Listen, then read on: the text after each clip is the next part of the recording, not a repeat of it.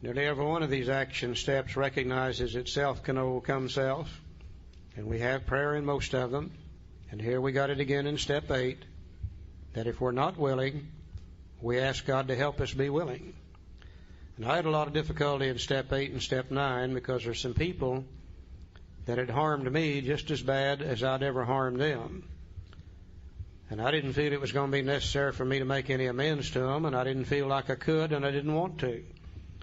And I told my sponsor about this. He said, okay. He said, what I'd like to see you do is take that list that you have and divide it into 4 lists. And he said, I'd like to see you put on one list right now. I'd like to see you put on another list later. I'd like to see you put on another list maybe. And I'd like to see you put on another list never. Now, he said, those that you love and you want to make amends to them right now, put them on that list. Those that you know you're going to do it sooner or later, but you're not too keen about it, put them on the later list. He said, those that you aren't sure about, you may or may not, put them on the maybe list. And he said, or put the second ones on the later, and then put the third ones on the maybe list. And he said, then those you're never going to make amends to, put them on the nevers list.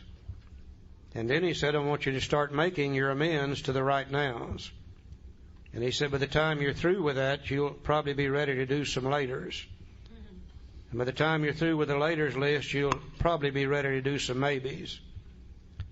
And he reached in his billfold and got out a $20 bill, and he said, I'm going to bet you $20. By the time you're through with the maybes, you'll be ready to start on the nevers. And the old fool was exactly right. You know, I was trying to block myself off entirely from step 8 and 9 by using 3 or 4 names, and he didn't let me do that. He gave me a process by which I could become willing to make amends to them all eventually. And it really did work for me. So if you got that problem, or you're working with somebody that got that problem, try the 4 list. Right now, later, maybe, and never. And it really works. Okay. After we've got the list, we're willing. Over on page 77, we begin to look at step 9. Now, step 9 is a definite 3-part step. The first part tells us the kind of amends to make. We made direct amends wherever possible. Direct amends is probably eyeball to eyeball, face to face, one-on-one. So he tells us the kind of amends to make, direct amends. Then he tells us when to make them, wherever possible. Then he tells us when not to make them, except when to do so would injure them or others. Now, for the next 3 or 4 pages, he handles each one of these things paragraph by paragraph. Page 77, that paragraph down in the middle of the page, it says we don't use this as an excuse for shying away from the subject of God when it would serve any good purpose. We're willing to announce our convictions with tact and common sense. Now, the direct amend starts right here with the words, the question of how to approach the man we hated will arise. Let's look at this one. I think in the area of the 9th step, especially since we're going to go out and make amends for the harm done, I think especially we need to talk to our sponsors and listen to our sponsors in this area to get some information about how we're going to go about making these amends. Because we can go out in our zeal to make amends and cause a whole lot more harm than we ever intended or had ever done prior to that, just trying to make amends. So check with your sponsor in this area, lay out how you're going to do it and what you propose to do, and see what he says. Very, very important. See, the question of how to approach the man we hated will arise. It may be he's done us more harm than we've done him. And though we may have acquired a better attitude toward him, we're still not too keen about admitting our faults. Nevertheless, with a person we dislike, we take the bit in our teeth. It's harder to go to an enemy than to a friend, but we find it much more beneficial to us. We go to him in a helpful and forgiving spirit, confessing our former ill feelings and expressing our regret. Now, under no condition do we criticize such a person or argue. Simply, we tell him that we will never get over drinking until we've done our utmost to straighten out the past. We're there to sweep off our side of the street, realizing nothing worthwhile can be accomplished until we do so. Never trying to tell him what he should do. His faults are not discussed. and we stick to our own. Now, if our manner is calm, frank, and open, we would be gratified with the result. In 9 cases out of 10, the unexpected happens. Sometimes the man we are calling upon admits his own fault, so feuds of years standing melt away in an hour. Rarely do we fail to make satisfactory progress. Our former enemies sometimes praise what we're doing and wish us well. Occasionally they will offer assistance. It should not matter, however, if someone does throw us out of his office. We've made our demonstration, done our part. It's water over the dam. And every time I read that, I think about my cousin Gary. And I was in the area of making amends at this time. And I was in this restaurant one day, and I've never been in that restaurant before or since. And I looked up, and Gary was at the door waiting to be seated. And I motioned him over. Now, he came over very reluctantly, because Gary and I have been fighting and fussing and physically and verbally abusing each other all of our life. So he came over very reluctantly. He wasn't quite sure what I might do. And I asked him to sit down, and he did reluctantly. And I looked at him, and I said, Gary, I found out I'm an alcoholic, and I'm a member of Alcoholics Anonymous, and I'm trying to straighten out my life and trying to make amends for the harms that I've done people. And I've harmed you a whole lot over these years, and I want to ask you if you'll forgive me for that. Well, he kind of relaxed like that, and he said, you know, Joe, I want to ask you if you'll forgive me for things I've done to you. That whole deal went away just like that. And that's a wonderful thing. But the best part about it is that Gary comes to Alcoholics Anonymous from time to time, even now. Well, he's making progress. He used to be a daily drinker, and now he's what do you call it? Periodic drinker, yeah. So he's making progress. But he comes to the group that I attend, and we sit down, and we'll visit back and forth a little bit, as much as he will allow me to. But had that not happened that many years ago, Gary would never come to Alcoholics Anonymous. Maybe someday he'll get sober. I hope so. Eyeball to eyeball, face to face, one-on-one. I think we got to remember now the purpose of making the amends is not to get you to like me. I hope you will when I'm through. But the purpose is to get rid of my fear, my guilt, and my remorse. If I write you a letter, I'm not quite sure how you accepted it. I'm still a little concerned about what you're going to say and do the next time I run into you. I'm not sure I've done my utmost. If I call you on the telephone, I got the same situation. But if I go to you wherever you are, your office, your home, or wherever it might be, and we sit down, eyeball to eyeball, face to face, one-on-one, when I've made my amends, I'm through with it. I'll never have to worry about it again. You've done the worst you're going to do to me right there, and I, in turn, have done my utmost. No doubt that's the best way to do it. Another kind of amend is in equal restitution, or equal amounts. You know, we tended to hurt a lot of people in the material area also. Some of them we stole from them and never did give them their money back. Some of them we ran up bills that we never did pay. We wrote hot checks that we never did pick up. We tore up automobiles we never did fix. We've hurt a lot of people in a lot of ways in the material world. What are we going to do about that? It really wouldn't do much good for me to come to you and say, look, you and I both know I stole $1,200 from you when I was drinking, and I'm sorry about it. Would you forgive me? You're probably going to say, I'm sorry about it too. Where's my $1,200?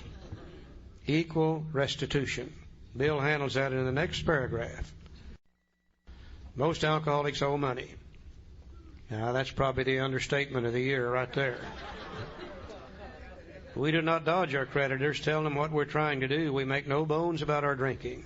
They usually know it anyway, whether we think so or not. Nor are we afraid of disclosing our alcoholism on a theory it may cause financial harm. Approached in this way, the most ruthless creditor will sometimes surprise us. Arranging the best deal we can, we let these people know we are sorry. Our drinking has made us slow to pay. We must lose our fear of creditors no matter how far we have to go, for we're liable to drink if we're afraid to face them. And I think what he's saying to me is this, that if I owe you money for any reason, I need to come to you and say, look, I know I owe you the $1,200 and you know it too. And I'm trying to get my life straightened out. I'm sorry I can't pay you that amount of money today.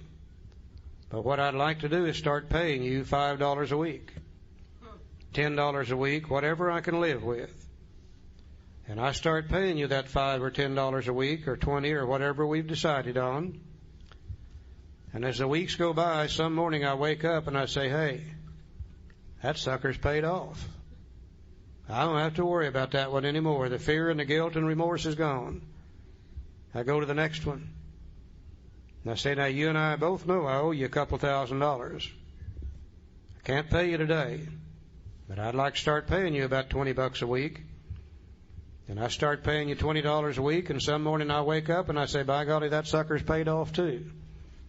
And then I go to the next one, and then the next one, and then the next one, and someday I wake up, and by golly, they're all paid off. And the fear and the guilt and remorse is gone. I feel good back here in the back of my head now, after that guilt and remorse and fear is gone.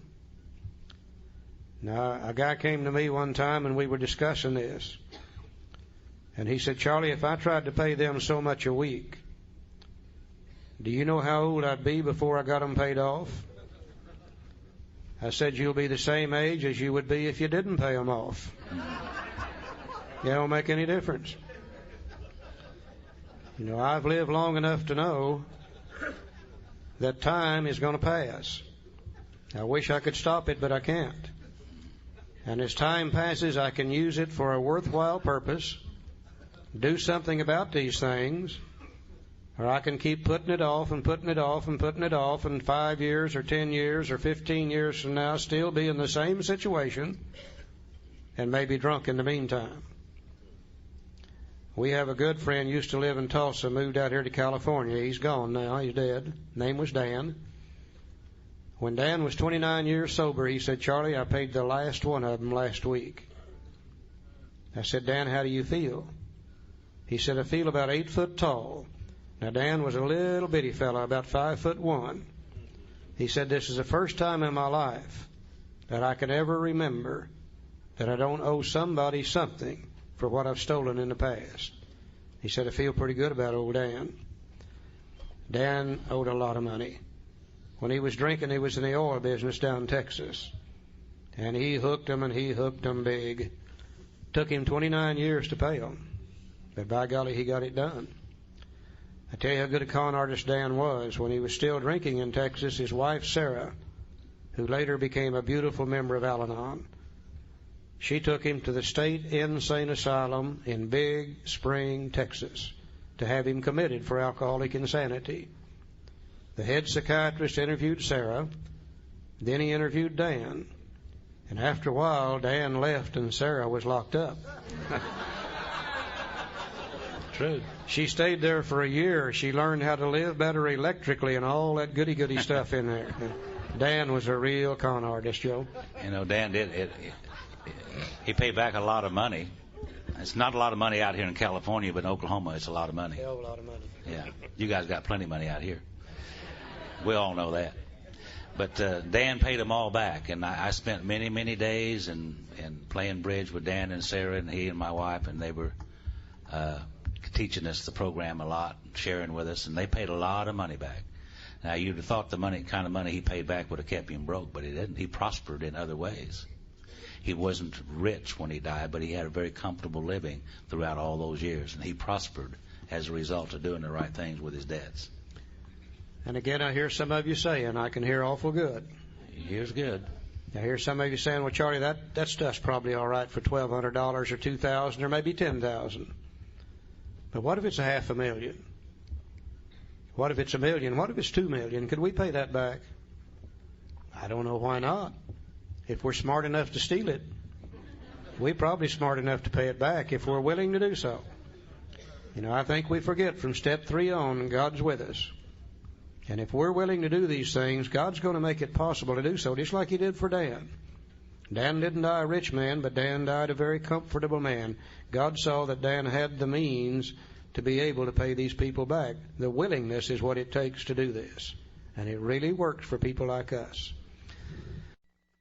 On page 79, about the middle of the page, it talks about where other people are involved. And we need to really, really consider this now.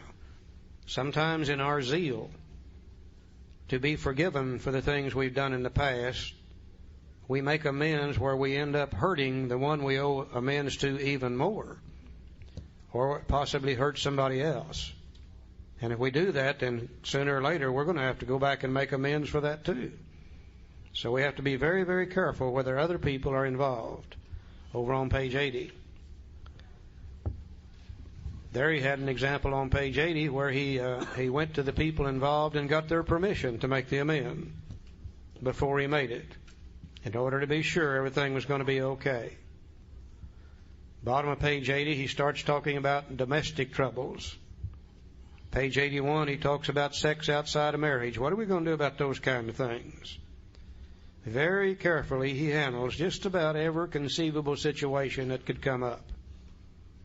You know, people I work with, usually we can find the answer to their amends as to whether they should make it or shouldn't, and how to make it here in the big book. Covers just about all situations. The key thing, I think, and Joe said it a while ago, is get somebody else's advice. You know, I've seen too many people jump into these amends too fast and not only hurt other people, but end up destroying a family, destroying a relationship with another human being completely. You know, I think that we should go to our sponsors, get their help, get their advice before we even start making these amends, especially where it involves maybe hurting other people. Page 83, third paragraph. There may be some wrongs we could never fully right. You know, some of these people are already dead and buried. Some of them, to make the amends, would hurt them or others, and we can't do that. We don't worry about them, and we can honestly say to ourselves that we would right them if we could. Some people cannot be seen. We send them an honest letter. There may be a valid reason for postponement in some cases, but we don't delay if it can be avoided. We should be sensible, tactful, considerate, and humble without being servile or scraping. As God's people, we stand on our feet. We don't crawl before anyone. You know, one mistake I see us making is we go to somebody and try to make our amends, and they don't accept it. They didn't all accept mine. Some of them said, Charlie, we didn't like you when you were drinking. Not too damn crazy about you now. We'd just soon you get out here and leave us alone. And when that happens to us, it just crushes us. And we tend to want to go back and go back and go back and literally beg those people to forgive us. We don't need to do that. If they don't accept it, there's nothing we can do about that. About all we can do is stand in readiness to make it at a later date if the opportunity comes up. But we certainly do not have to crawl before anyone. We are God's people too. You know, as I said here this morning, and I came painfully aware, joyfully aware to me this year, all those situations that I used to have that I thought needed to make amends are all taken care of. I mean, every one of them. And I'll tell you about two here this morning, if you will. When I was drinking, I had a mobile home up north and west of Tulsa, the lake called Lake Keystone. Didn't think my wife knew anything about it. A nice place. And one morning in the middle of the night, there was a knock on the door, and I finally come to the door, and I opened it up, and what she did, she just broke in. Phyllis did. And I really wasn't having a good time. Embarrassed me in front of my girlfriend. Yeah. And our daughter. She brought the daughter with her. I was not having a good time. And now Gail, she was affected by my drinking, of course. And when she was 17 years old, just a few days after she was 17, she got married to get away from Phyllis and I. Because Phyllis is in the program of Alcoholics Anonymous now some 23 years. She's been sober, thank God. But Gail was affected by this. And the book says a remorseful mumbling won't fill the bill at all. Well, of course, I tried to make a few amends verbally to Gail, and, you know, that didn't, she said it's okay. But it wasn't until 6 years ago. I was sober 19 years, and talking to Gail on the phone, she was living up in Columbus, Ohio. And she said, Daddy, a thing happened here recently. She said her sister-in-law had died, and her husband had died unexpectedly and left 2 kids for someone else to raise. And she said, if something should happen like that to Jim and I, said, would you and Mom take the kids? You know, that's when I knew that she really had forgiven me. It took 19 years. A remorseful mumbling won't fill the bill at all. Now, I'm sober in Alcoholics Anonymous for 2.5 years, and Phyllis and I get back together. 9 years later, I'm standing in the back of the room and greeting people as they come in to the meeting place that night. And I looked around, and here's the lady of the mobile home incident. Phyllis is at the coffee pot? Phyllis at the coffee pot getting coffee, and she looked over their shoulder. You know, it all happened just about that quick. I believe you'll get an opportunity to handle all these situations. God makes it wherever possible. And some of the guys was aware of this situation. They said, "What did she say?" I said, "She didn't say anything for about a week." And we were at another meeting, and here's this lady, and she was trying to get sober and come into AA, and again at another meeting, and here's this lady. And Phyllis began to talk ugly to me. They'll do that, you know. And I began to pay the price again, began to feel bad about it again. Well, after about 2 or 3 weeks of this, and one night she was settled down, she'd come back down through the ceiling, and we were able to talk about this. And I said, "Phyllis, you know, I've already paid one hell of a price for this. I mean, I have already paid one hell of a price, physically, morally, spiritually, financially, in every way you can pay. And what I'm trying to tell you is I'm not paying anymore." I said, "It's just like last month's gas bill. I paid that one, and I'm not paying that one no more. They'll let you pay forever if you'll pay. There comes a time when you quit paying." We don't have to crawl before anyone. We make our amends to the best of our ability and go on about our business. Okay, if you right with God in 1, 2, and 3, you're right with yourself in 4, 5, 6, and 7. You're right with your fellow man in 8 and 9. For the first time, as far back as we can remember, we're well in all 3 dimensions of life. We've been put back together as God intended for us to be in the first place. Now, if you're well in all 3 dimensions of life, you're going to feel pretty good. I don't think it's by accident. The very next thing are the promises. They come immediately after this program of action. So we're painstaking about this phase of our development. We'll be amazed before we're halfway through. Which phase of our development? Well, the 8 and 9 phase. Yeah, we're going to know a new freedom and a new happiness. We will not regret the past nor wish to shut the door on it. We will comprehend the word serenity, and we will know peace. No matter how far down the scale we've gone, we'll see how our experience can benefit others. That feeling of uselessness and self-pity will disappear. We will lose interest in selfish things and gain interest in our fellows. Self-seeking will slip away. Our whole attitude and outlook on life will change. Fear of people and of economic insecurity will leave us. We will intuitively know how to handle situations which used to baffle us. We will suddenly realize that God is doing for us what we could not do for ourselves. Are these extravagant promises? We think not. They're being fulfilled among us, sometimes quickly, spiritual experience, and sometimes slowly, spiritual awakening. But they will always materialize if we work for them. You know, I've had some very horrendous hangovers in my time, and I know that you guys have too. And I have thrown up sometimes of something horrendously, blood and all, in my drinking career. But you know, those kind of experiences never caused me to want to quit drinking. What caused me wanting to quit drinking was the guilt, shame, and remorse that I had as a result of the harm that I did other people. And these promises began to come about in my life. They came about not in my body, but in my mind. I began to experience these things in my mind. And I knew, of course, that the program was working for me. And I'm free of those things today, thank God. I'm going to read them again. I'm going to add a few words to them. And the words I'm going to add to them refer to the time when I was young, when alcohol was my friend, when I could drink it and be Fred Astaire on the dance floor, and the world's greatest lover in the back seat of a 36 Chevrolet. This is the way alcohol used to make me feel before it turned against me. Whenever I took a drink of alcohol, I knew a new freedom and a new happiness. Whenever I took a drink of alcohol, I did not regret the past nor wish to shut the door on it. Whenever I took a drink of alcohol, I would comprehend the word serenity and I would know peace. Whenever I took a drink of alcohol, no matter how far down the scale I had gone, I could see how my experience would benefit others. Whenever I took a drink of alcohol, that feeling of uselessness and self-pity would disappear. Whenever I took a drink of alcohol, I would lose interest in selfish things and gain interest in my fellows. Whenever I took a drink of alcohol, self-seeking would slip away. Whenever I took a drink of alcohol, my whole attitude and outlook upon life would change. Whenever I took a drink of alcohol, fear of people and economic insecurity would leave me. Whenever I took a drink of alcohol, I would intuitively know how to handle situations which used to baffle me. Whenever I took a drink of alcohol, I would suddenly realize that alcohol was doing for me what I could not do for myself. Now think about that a moment. My God, no wonder I love to drink. When you find anything that will do that much for you, you immediately become mentally addicted to the use of it, whatever it is.